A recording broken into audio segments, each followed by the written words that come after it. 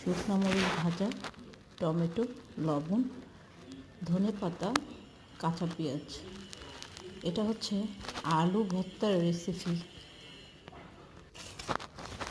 ভাজা মরিচ আর কাঁচা পেঁয়াজটা লবণ দিয়ে ভালো চটকিয়ে নিতে হবে।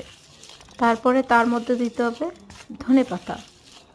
ধনেপাতাটাও সুন্দর করে মরিচের সাথে মেখে নিতে হবে।